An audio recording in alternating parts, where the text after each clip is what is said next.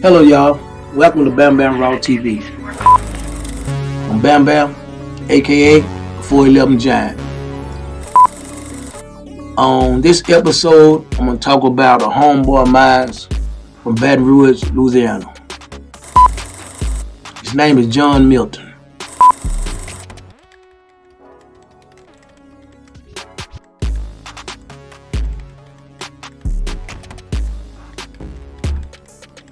President Barack Obama commuted a 50-year federal prison sentence of a Baton Rouge man accused of being the ringleader of one of the city's largest crack cocaine distribution rings. John Boo, 50 years old, was released under the president's order. Over the last few years, a lot of people have become aware of the inequities in the criminal justice system. The fact that we spend over $80 billion a year in incarcerating people oftentimes who've only been engaged in nonviolent drug offenses. Right now, with our overall crime rate and incarceration rate both falling, we're at a moment when some good people in both parties, Republicans and Democrats, and folks all across the country are coming together around ideas to make the system work smarter, make it work better. And I'm determined to do my part wherever I can. He had served 19 years of that sentence and was being held at a federal prison in Alabama. That's one of the reasons why I'm commuting the sentences of 46 prisoners who were convicted many years, or in some cases, decades ago. These men and women were not hardened criminals, but the overwhelming majority had been sentenced to at least 20 years. 14 of them had been sentenced to life for nonviolent drug offenses. So their punishments didn't fit the crime. Witnesses at John's 1997 sentencing hearing recounted how he lived in a posh Houston hotel and still sent cocaine shipments back to Baton Rouge, even after his March 1996 indictment here. Information on the shooting that happened on North Foster Drive Saturday afternoon. The victim was recently released from a federal prison by a presidential pardon. Our Scotty Hunter is here now with more. Yeah, Liz, a source confirms to 9 News that victim is 50-year-old John Boo. Now here's a picture of who we're told was serving 50 years in prison and was accused of being the ringleader of a Baton Rouge drug operation between 1992 and 1996. He surrendered in 1996 and was serving his sentence until this past March when President Obama commuted his sentence along with 61 others who had been put away on drug-related charges. Now the two men were shot at the Q's Auto Sales on North Foster Street yesterday. The other victim died at a local hospital. Baton Rouge police are still investigating the shooting. So far, they've not identified a motive or any suspects in the case. Boo Milton was one of the biggest dealers to ever hit United States. You know what I'm saying? He got a 50-year sentence. John Boo Milton was accused of being the ringleader of a Baton Rouge drug operation. Boo Milton. He from South Baton Rouge. So a lot of times when people were saying we was trying to, when saying BR trying to be like these, be like this, now we had our own legends in our own backyard. And if they'd been sentenced under today's laws, nearly all of them would have already served their time. I've made clear to them that re-entering society is going to require responsibility on their part, and hard work, and smarter choices. But I believe that at its heart, America is a nation of second chances, and I believe these folks deserve their second chance. I also believe there's a lot more we can do to restore the sense of fairness at the heart of our justice system, and to make sure our tax dollars are well spent, even as we are keeping our streets safe.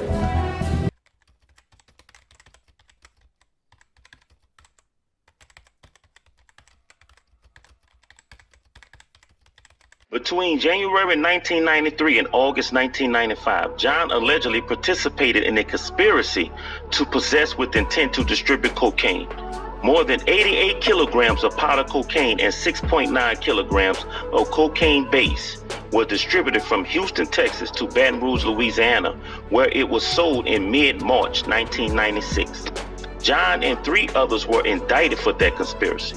John also for 3 counts of cocaine distribution. A warrant was then issued for John's arrest. Although John knew he had been indicted, he did not surrender until mid-August. John pleaded guilty in October 1996 to conspiracy count. Pursuant to his plea agreement, the others were dismissed. Now this is interesting right here. The PSR report identified factors warranting an upward departure from the offense level, including John's obstruction of justice by hiring lawyers to approach 3 of his co-conspirators to sign what they call false affidavits exonerating him.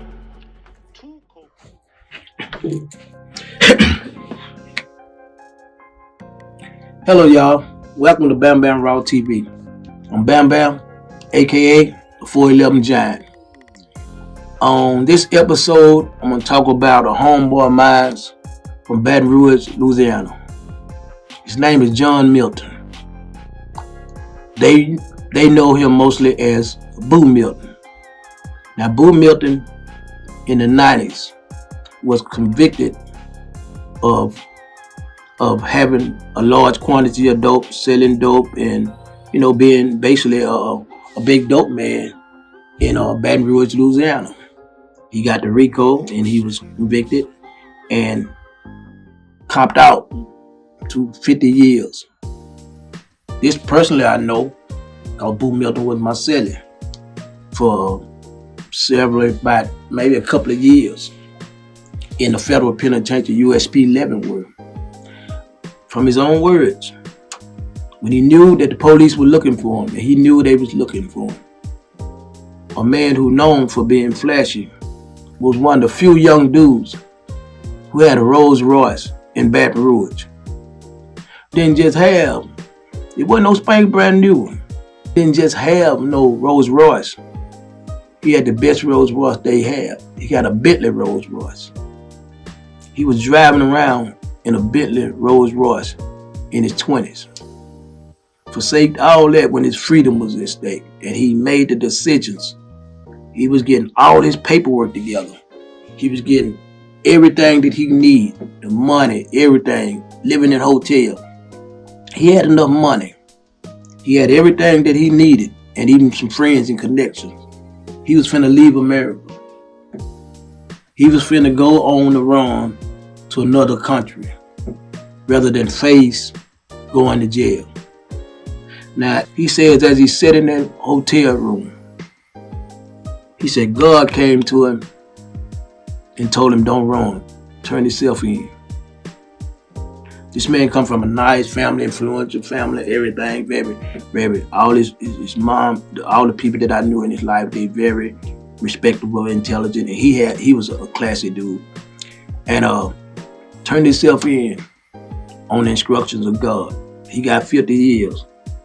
While we was incarcerated in that, the guy went back, I'll talk about that later, he went back and testified against Boo Milton.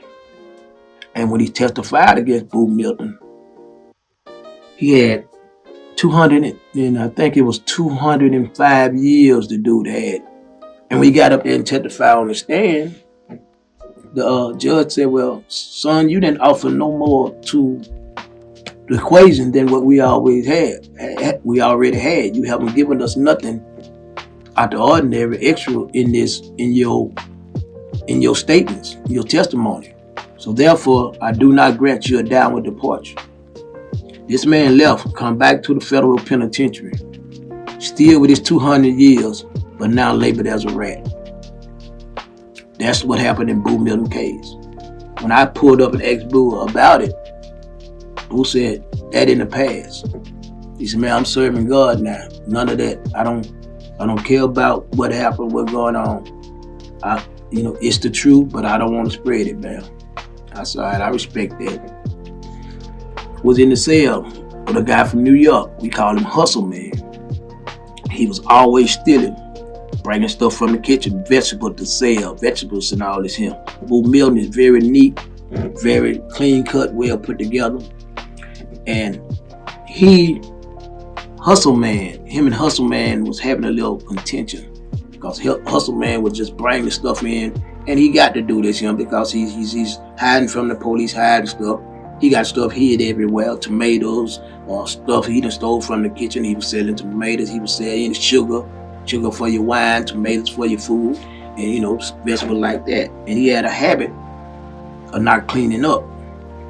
And Boo Milton will find tomatoes that have been in the corner and rotted and stuff like this here, and he cleaned. So he got, and I seen that contention, but Boo Milton had become a man of God. So he was accepting all this, and I seen it. So they moved a dude down there that needed a spot, and he was from New York. And I was going to have to take this dude in the cell for a couple of weeks. And the officers had already told me, man, we ain't going to let him be in here but a couple of weeks. That's my thing. I didn't really take serious because I didn't, unless I really fooled with you or I really liked you, I learned my lesson. You got in there with me because I know we eventually going to be cool, whatever.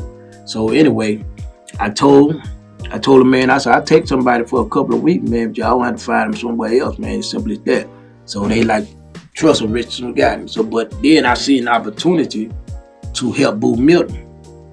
I told the guy, I said, hey, hustle, man, we got a homeboy from New York. He just moved in the cell with me. I said, I'm going to move him up here with you, and I'm going to move Boo Milton down there with me. Since he my homeboy from Louisiana, from Baton Rouge, and this your homeboy from New York, we'll be more compatible. So we did that, moved down there, me and Boo Milton. We got to be sellers. Got along good, clean. I made my wine. I never put him in my business. I always kept my wine under the thing. I kept everything clean and neat. Me and him both had pamphlets up on the thing. We had candy. If you come in there, as long as you respected the cell, you was welcome. I never had a lock on my cell, on my locker. Never had a lock on my locker in 28 years. Never on damn compound. So as me and Boo, we getting together and going on, and I'm seeing that he's serious. He's serious about this God thing. I'm seeing that he's serious, which I was too, but I wasn't as devoted to him, the humbleness and the staying out of the way and not doing nothing, because I used to get in a lot of stuff. I did quite a few stabs at the time when he was my seller. I'd go to the hole and come back. And one time, I'll get a couple of incidents. One time, Boo Milton had went and took our clothes to the laundry. This day, I'll take them the next day. I mean, the next time, you know, we had our laundry bag or whatever, the dirty stuff going on, we just take them and drop them. I had a gray muscle shirt that a guy had made for me, and they was rare on the compound. And they had a little guy who used to stalk the laundry room. He was a Spanish guy, and he used to stalk it, and then he was always picking up stuff and, you know, anything, grab stuff what people lose. But what we used to generally do before he came there, if something was lost, if somebody left something in there, we'd put up a sign. Said gray shirt, gray hat was left in the laundry room. Check with cell 5, got it. Stuff like that. This guy was grabbing stuff and going on. So my gray shirt come up missing. And I told Boo, hey man, where's the shirt you went there? And he went back to the laundry room. I said, well, just tell me who went in there behind you. He didn't want to tell me. And when I came, I watched him. He took off. And he went to my little Puerto Rican dude, Shorty, from New York. So when he goes to Shorty, he knocking on Shorty's door and he talked to Shorty. I watched him when they come out the door, then they go to the dude's cell. The little guy who was grabbing everything. So they went to the guy's cell. And when they went to his cell, I went there, I snapped the door open. I hit it 2 times, snapped the door open. I said, man, is this the one who got my shirt? Like that. And they was talking to him in Spanish, trying to explain everything. I told Shorty, Shorty Will, that was his name. I said, Shorty Will, explain to dude that if I catch my shirt on anybody's back, I'm gonna put that shirt right where it lay, because it had no business being out of my possession. And I'm gonna punish that shirt for being out of my possession. And Shorty Will said something to him going on, and he went and got the shirt and everything, but wasn't no big mess on it. But when I got back in that cell, Boo Milton grabbed me and got to praying and speaking loud and praying and going on. Man, Bamm, don't do nothing to that dude. Don't do this, Bamm, leave that alone. You got and going on. Then I actually had to promise him to leave the dude alone, to leave that alone. Now, this how serious he was. Wasn't scary. He wasn't scary. This how serious he was about what he believed in and the word of God and doing the things of God, even in humbling himself. Another situation I'll say, and Boo Milton can testify to these things.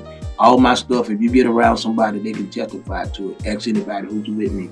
You hear what people say about me, they ain't just making it up. And I'm not boasting myself up, I'm telling the truth. Now, Boo Milton, in another situation, was coming from the dining hall, coming from work, I think, because he worked in the kitchen. He come through there. It was a lady, rough-looking girl and everything, worked there. She was real loose with the men's and everything. I guess she called them, let them get their little jollies off her and going on, you know, Boo Milton come through there. She searched Boo Milton down. When she searched him down, she grabbed himself, grabbed his private part, and she squeezed on him. Now she squeezed on his private part. All this based on what Boo Milton told me. I know he come flying to the cell. I was always concerned that him being my homeboy, that people was going to mistake his humbleness for weakness. And they were going to push him and he was going to end up doing something. So I was quick to, anytime I thought somebody had some words or whatever about, I pulled up on him and said, look here, man, that's my homie, man, from Baton Rouge. That's, you know, that's my celly, that's my homie. Any beef he got, I handle it. He don't do no beefing. And I used to do that, you know what I'm saying? Because I didn't want him to lose his religion on some of them dudes. My religion I had already gave up on at that particular time in my life. I was angry, hateful, and everything based on the time that I had got, in the way I had got it. So now Boo Milton, the girl grabbed his private part, coming through the metal detector. He come in there. Most men would have been happy. Boo Milton came in there, and he told a few people before he got to me, man, that woman just grabbed me like that, man, just grabbed myself going on like that. And then he came in the cell with me and he told me, he said, I got to pray, the woman just going to grab me like this, and I'm like, I went out there with the rest of them. It was everybody he had been told, about 5 of us. Went through that metal detector about 2 times, trying to get the same treatment. But when I got back in there, Boo Milton was still praying. And I said, man, you all right? Yeah, man, he took one of our pamphlets, our Bible pamphlets off the thing, and he went back. He went to the woman and he told her. He said, you need a man. That's what you need Jesus. He gave her that and walked off. And I respect him for the way that he stayed on his word. He didn't deviate from it. And again, I'd have been around some dudes who didn't make no whole lot of noise. I know when they're making a whole lot of noise. I know when they're a coward. I know when they're about their business. And I now know when they worth my time, when they're not worth my time. I know a lot of people I punished, they wasn't even worth my time. But I saw them was. But that's come with a learning experience. But John Milton is released. I think he was released a few years ago. First Step Acting son helped him got released and everything out of Baton Rouge, Louisiana. And that's the story of John Milton. Boo Milton out of Baton Rouge was a young man riding around in a Bentley Rolls Royce before they locked him up. He was known for carrying a .50 caliber, and he wasn't going for too much or nothing, from my understanding, from the dudes from Baton Rouge. And I give a shout out to my homeboy from Baton Rouge, you know, Flav, all y'all, man, Rock, you know, it was some good mans out there, Shed, and much love and respect. But it's Bamm Raw TV. Hit that like button, that bell icon, and you hit that subscribe button.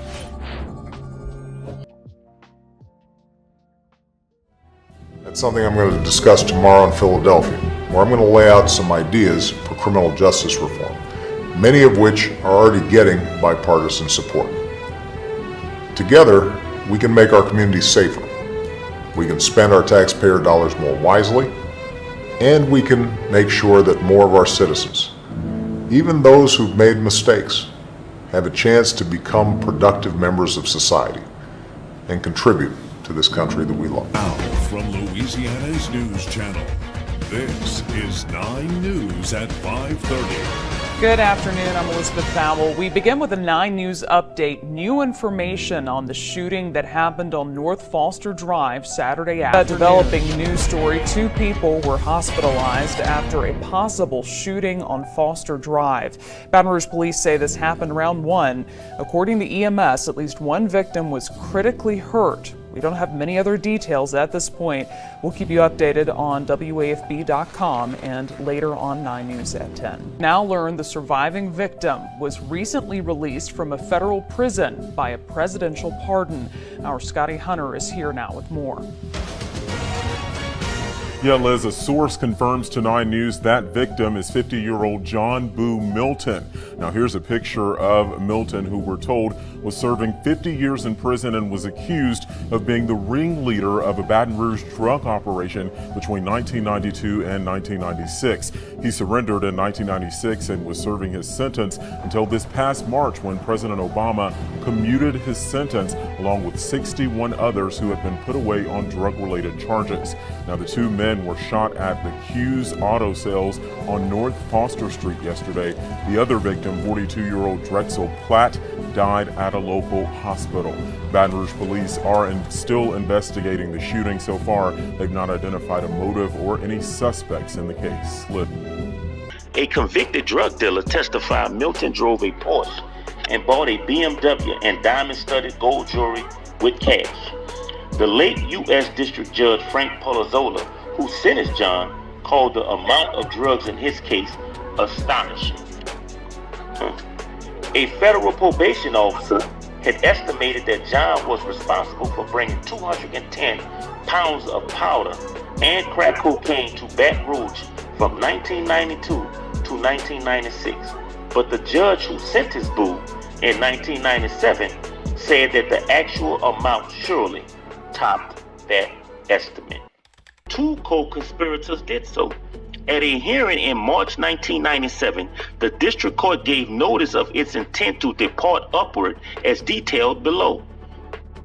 At sentencing in April 1997, the district court found that John had asked a co-conspirator to sign a false affidavit exonerating John, and that this was an obstruction of justice, which justified the PSR recommended 2-point enhancement, bringing the offense level to 42.